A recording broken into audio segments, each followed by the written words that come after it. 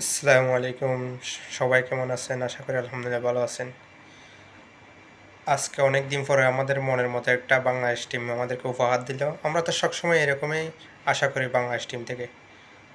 কিন্তু আশা করি এরকম আমাদেরকে কিন্তু শেষ ফলে কি হতাশ করে সবসময়।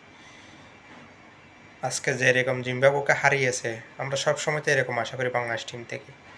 কিন্তু ১০টা ম্যাচ হলে ৮টা ম্যাচ তো আমাদেরকে হতাশ করে। হয়তো ২টা ম্যাচ জিততে পারে। কোনো একটা ম্যাচ তাদের যোগ্যতা দিয়ে জিতে আর কোনো একটা ম্যাচ তাদের ভাগ্য নিয়ে জিতে। আজকে হয়তো যোগ্যতা নিয়ে জিতছে এরকম টিম জিম্বাবুয়ের সাথে তো এরকম খেলা আমরা আশা করি। আমরা তো কখনো যে প্রথম ম্যাচটা হলো যে ইনিংস ব্যবধানে হারাইছে জিম্বাবু আমাদেরকে, আসলে এটা আমরা কোনদিন আশা করতে পারি না।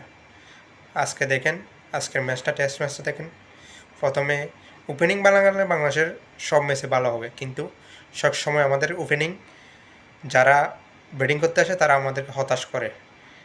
কিন্তু আজকের এই ম্যাচটা দেখেন, টেস্ট ম্যাচটা দেখেন, প্রথম ইনিংসে প্রথম জুটি আমাদের সাদমান ১২০ মারল, কিন্তু দেখেন তারপরে এরপরে আসছে আপনার ওই মুমিনুল হক আসছে, শান্ত আসছে, মুশফিকুর রহিম আসছে, এরপরও তাদের ২০০ কত রানে ৭ ওভার চলে গেছে।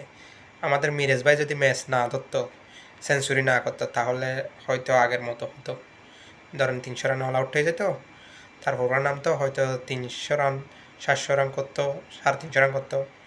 ঠিক আছে, এখন হয়তো রান বেশি হয়ে গেছে, সেজন্য জিম্বাবু চাপ নিতে পারে নাই, সেজন্য ১১১ রান অল আউট হয়ে গেছে। আমাদের মিরাজ ভাইয়ের কথা কী বলবো, একদম দারুণ, যিনি অলরাউন্ডার বাংলাদেশের এখন প্রথম নম্বর 1 বলা যায়। সাকিবের পরে যিনি নম্বর 1 তিনি হলেন আমাদের মিরাজ ভাই। যারা আমাদের অলরাউন্ডার হবে তিনি হলেন আমাদের মিরাজ ভাই, বুঝছেন। তিনি যেই ম্যাচে ফর্ম করে সেই ম্যাচে কিন্তু 90% 70% ম্যাচ জিতে।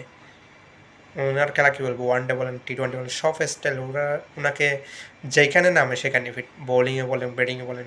হয়তো টি-20তে একটু বোলিং, সবাই এগুলো সবার বেলায় হয়, টি-20তে একটু বোলিং ১-২ বার সবাই ফিটা খায়, কিন্তু টেস্টে বলেন ওয়ান ডে বলেন ওনার রেগুলার একটা ফর্ম আছে। খেলতে হলে মিরাজ ভাইয়ের মতো খেলতে হবে প্রতি ম্যাচ, বল না হলে ব্যাটিং, না হলে ফিল্ডিং। যদি বাংলাদেশের টিমে যদি আর ২-১টা-৩টা প্লেয়ার থাকতো অলরাউন্ডার, তাহলে বাংলাদেশ একদম ইন্ডিয়ার মতো হয়ে যেত। এই অলরাউন্ডারের অভাবে বাংলাদেশ টিম আজকে একদম নর্মাল হয়ে যায়। ধরেন সাকিবের মতো মিরাজের মতো যদি আর ২-১টা যদি প্লেয়ার থাকতো, তাহলে বাংলাদেশ টিম অনেক শক্ত হইতো। তো ওই বাংলাদেশ টিমের জন্য শুভকামনা, ভালো খেলবেন, আমরা এই আশা বসে থাকি। আজকের ম্যাচটা দেখে অনেক ভালো লাগলো। এরকম যদি ফর্ম করেন আমাদের ভালো লাগে, খুশি লাগে। আপনারা যদি খারাপ খেলেন তাহলে আমাদের খারাপ লাগে। কী জন্য, দেশের দেশের ম্যাচ চলে একটা আশা করে বসে থাকি।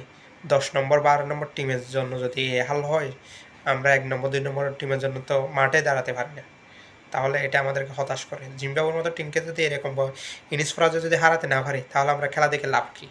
এত বছর টেস্ট খেলে লাভ কী বাংলাদেশ টিম, আমাকে বলেন।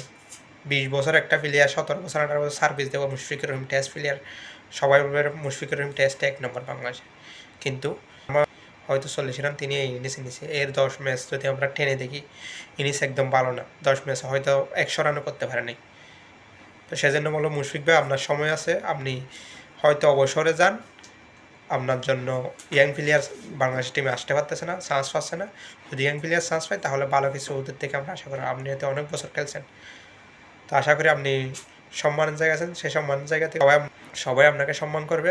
যেমন মাহমুদুল্লাহ ভাই ১৫০ রান ইনিংস করে ফর্ম করে টেস্ট থেকে অবসর ঘোষণা দিয়েছে, তারপর আপনার ওয়ানডেতে ফর্ম ছিল, টি-20 ফর্ম, এরপর উনি অবসরে গেছেন, নিজের সম্মানের জায়গায় নিজে আসেন। আপনিও সেই জিনিসটা করেন, তাহলে আপনি সম্মান ব্যক্তি, সম্মানের জায়গায় থাকবেন। আজকে আর বেশি কিছু না বললাম, বাংলাদেশ টিমকে শুভকামনা, দোয়া রইল এরকম যেন আমরা প্রতিটা ইনিংসে আপনাদের ফর্ম ভালো দেখতে পাই, এটা